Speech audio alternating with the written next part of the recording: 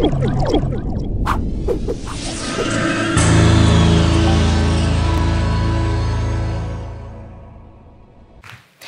you for lending your voices today to make music together. Now my friend Neil will show us how the voice from the crowd can also make new places that they are passionate about.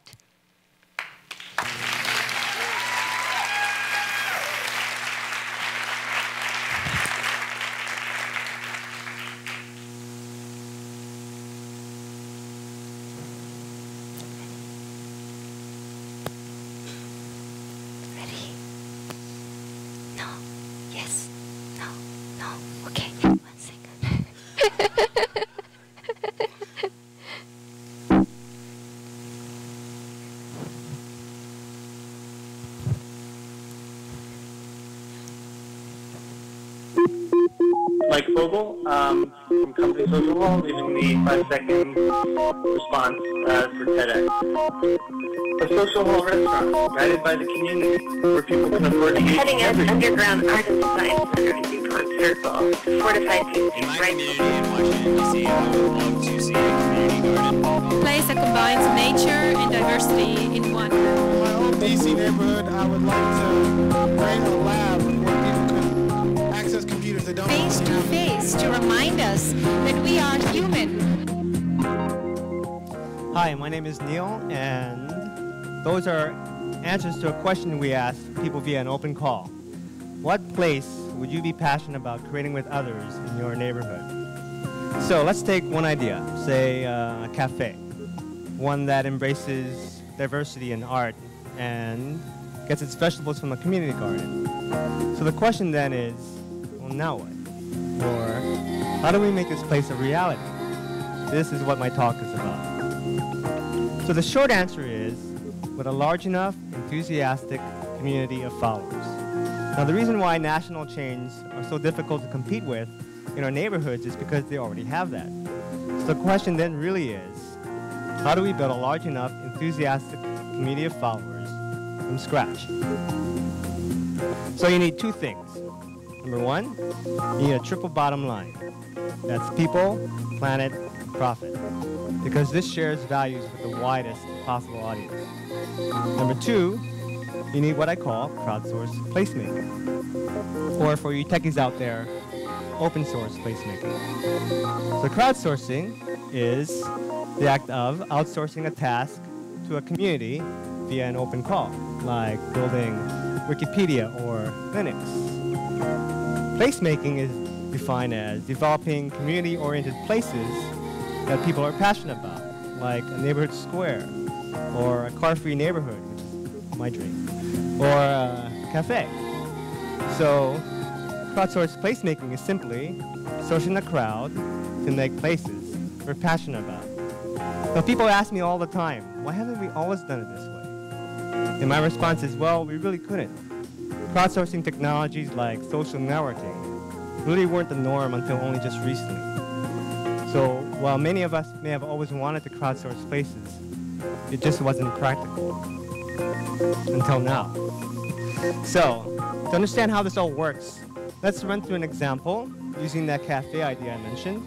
And since an idea needs to come from a person, let's start there. We'll call that person Linda. So Linda has an idea for a triple bottom line cafe that she's passionate about creating with others. Now the first step is to build a small, enthusiastic community of followers. So she tells her friends, and because it's triple bottom line, many of them share her passion. And those people tell their friends and inspire them. Now while this pre-cafe or beta community is certainly enthusiastic enough, it's far from large enough. This is where crowdsourced placemaking comes in. So this beta community uses the most effective social networking tools at the time to let everyone and anyone know what's going on with the cafe. This is what's known as open source. So as more and more people get involved, they start to get a sense of what the cafe is going to look like when it's done. This is the critical tipping point where the cafe starts to take on a life of its own. inspiring community of followers that is now large enough and still enthusiastic enough to become a reality. This is actually based on a true story here in DC. However, this beta community of 500 people, which named the cafe Elements, by the way, is still only about halfway towards reaching that tipping point, though they did make the front page of the Sunday Washington Post. So how does this story end? Well, it's really up to you, the crowd, to decide.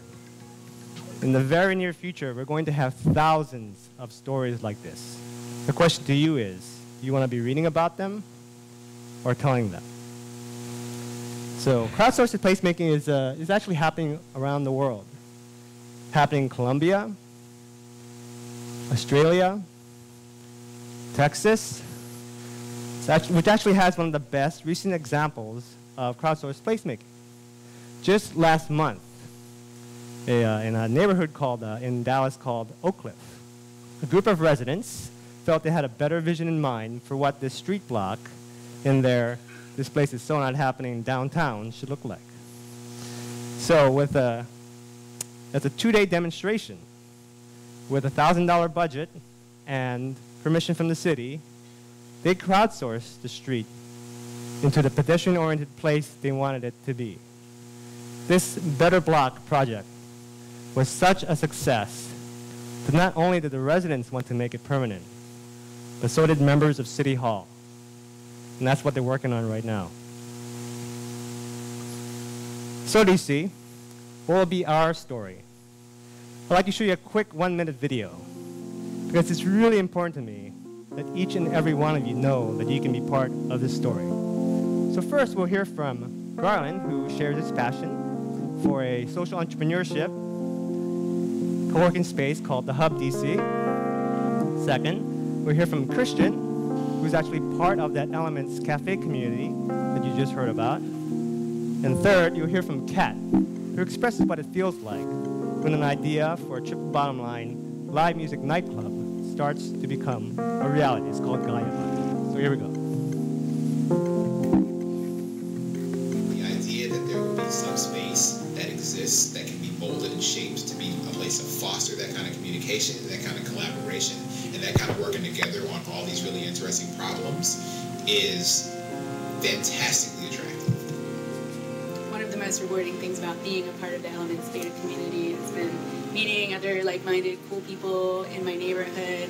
And since I've been a part of the Elements community, I can't walk around my neighborhood for longer than a few days without bumping into the other cool people I met in my group. To see Gaia in actual action when people were there and people were enjoying themselves, it was really amazing, because when you get a chance to see something go from paper to real life, it's not, I don't think anything could prepare you for it. So this is crowdsourced placemaking. For those of you who want to be part of the story, all the projects mentioned here, among others, are listed at crowdsourceddc.com. There's even a place to post your own idea. Because TED is more than just about ideas worth spreading. It's about ideas worth doing. So hopefully one day very soon, all of us will be telling our own stories of crowdsourced placemaking. Thank you.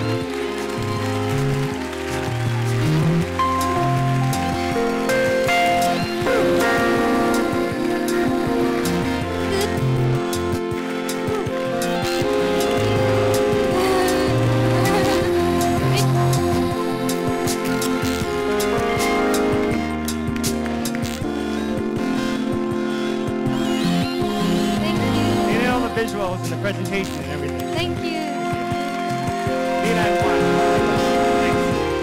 Thank you.